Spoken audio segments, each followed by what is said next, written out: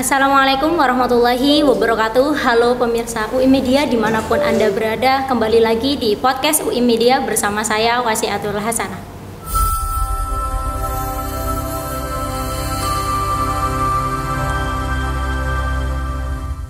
Pemirsa, di episode kali ini kita akan membahas topik yang sedang hangat dan gak bisa kita hindari lagi di dunia pendidikan ataupun di lingkungan kampus, yaitu ChatGPT di dunia pendidikan sebagai alat bantu atau sebagai ancaman.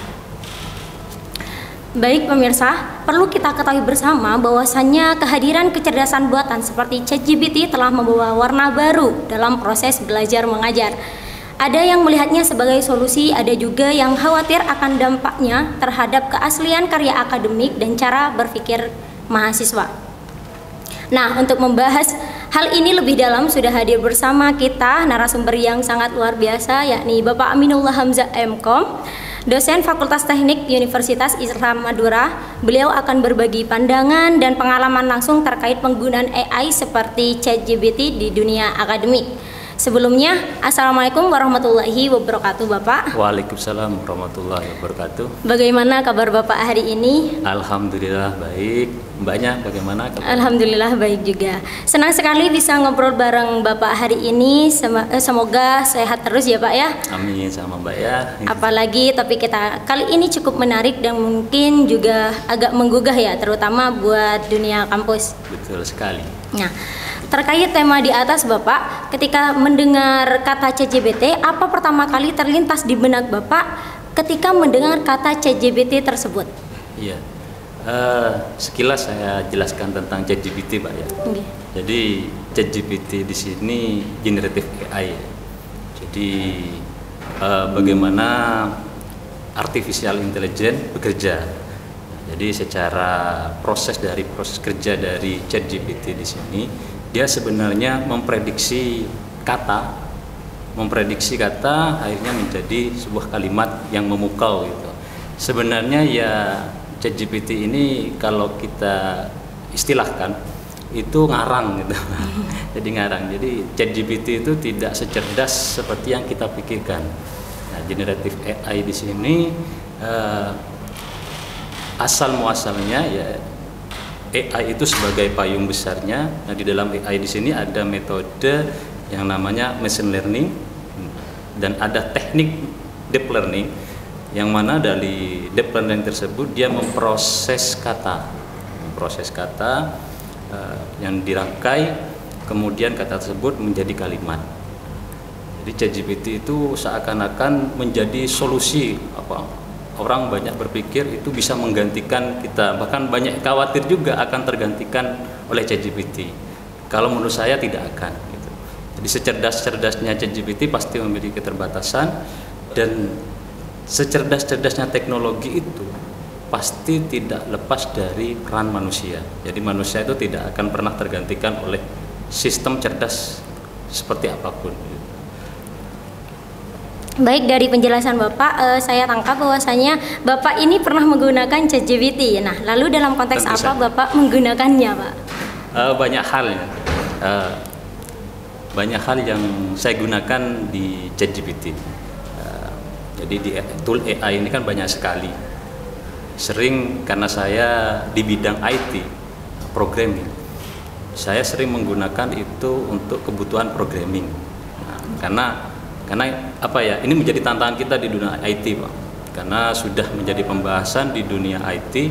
Nah, apalagi seorang programmer itu, kekhawatiran programmer itu kita akan digantikan oleh ChatGPT, karena ChatGPT bisa merespon dengan cepat dan sangat kompleks itu. Nah, padahal sebenarnya tidak gitu. Jadi tetap ketika kita menggunakan ChatGPT itu kita harus ngerti bagaimana fundamentalnya, baru kita akan mengerti, dan itu bisa menjadi alat bantu, bukan menggantikan, tidak bisa.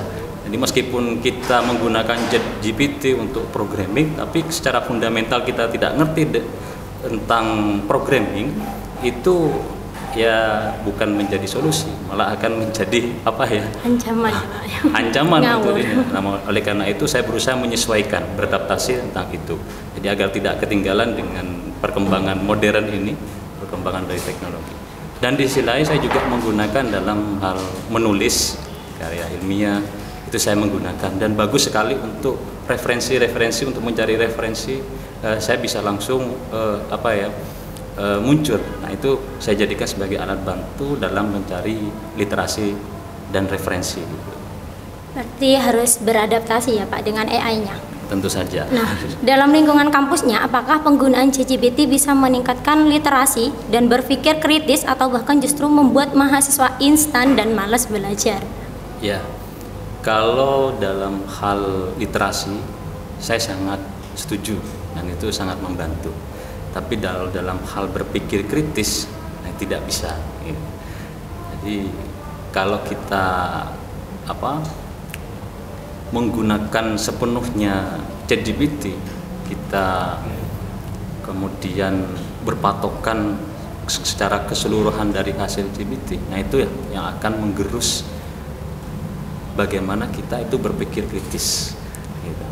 Dan di sisi lain ya kalau kita terlalu mengandalkan ChatGPT, itu bisa menggerus tidak hanya berpikir kritis kita, tapi dalam penyelesaian masalahnya, problem solving itu kita akan kehilangan itu. Nah, ini menjadi problema terhadap dunia kampus, bagaimana menyesuaikan itu. Nah, memang harus ada kaidah-kaidah yang bisa mengatur bagaimana mahasiswa itu menggunakan itu dan bagaimana mahasiswa tidak boleh menggunakan itu. Lebih-lebih terhadap dosennya gitu. Jadi dosennya harus bisa betul-betul beradaptasi tentang perkembangan AI ini. Nah, di lingkungan kampus termasuk mahasiswa ini kan tidak mungkin mereka tidak pernah menggunakan ya Pak. Betul. Nah, sebagai dosen atau tenaga pendidik, pernahkah Bapak menemukan plagiarisme akademik yang berasal dari hasil ChatGPT Pak? Ya, sering sekali. Terutama saat saya berikan tugas, terutama ya di programming, kemudian di literasi, yang kebetulan saya juga mengajar di literasi digital. Nah, banyak yang saya temukan hasil dari tulisan mahasiswa itu full karya ChatGPT. Jadi itu problemanya di mahasiswa. Nah, jadi mahasiswa itu cenderung berpikir instan, langsung maunya ya seperti sulapan bim selabim langsung jadi. Jadi secara fundamentalnya tidak mereka kuasai, sehingga akhirnya kalau saya pribadi sangat mudah mendeteksi mahasiswa tersebut, oh ini hasil karya ChatGPT. Jadi langsung saya to the point, ini hasil ChatGPT. Lebih-lebih dalam hal programming Pak ya. Kalau programming itu sangat ketahuan jika mereka itu full menggunakan ChatGPT sebagai tugas mereka. Nah, langsung saya kena auto detect. Saya ke mereka itu, kalau kalian menggunakan ChatGPT, ya, ke saya itu langsung auto detect. Gitu. Langsung kedeteksi. Langsung, jadi tidak perlu dengan alat-alat yang lain gitu.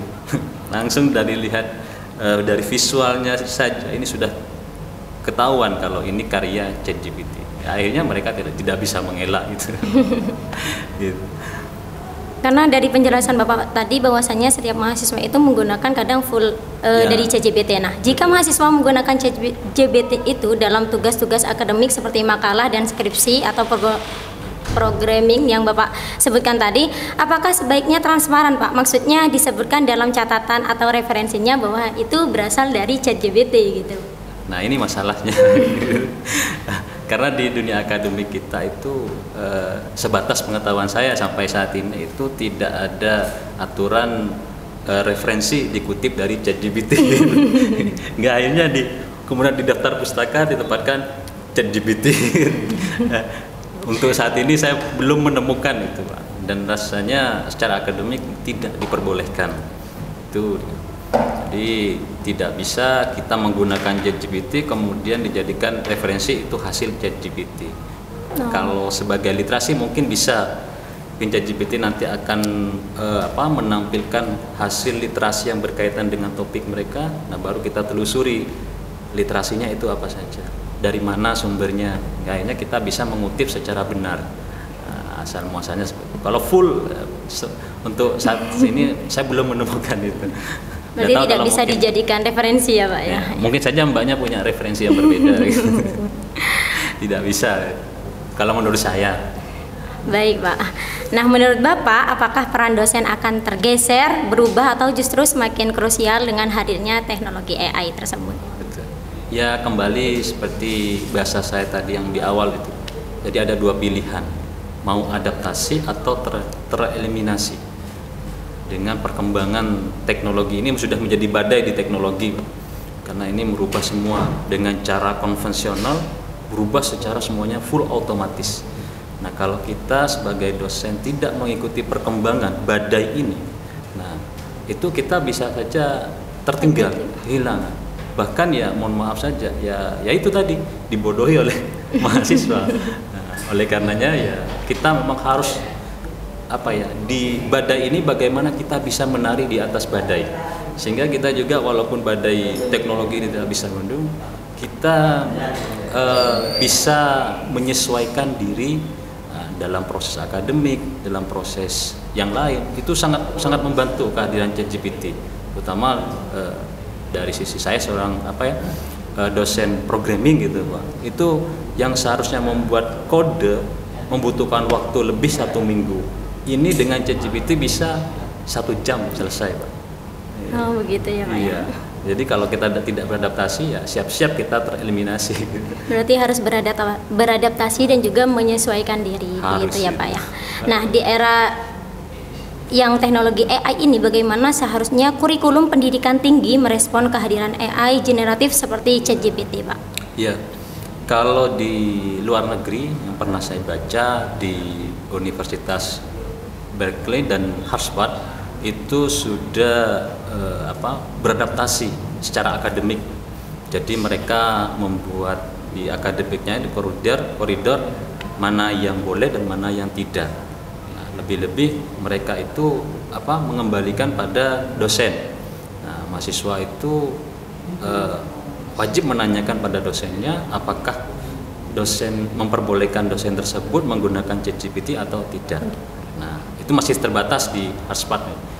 Dan ada universitas yang full membolehkan menggunakan ChatGPT. Cuma kembali lagi ada batas yang tidak diperbolehkan dan tidak.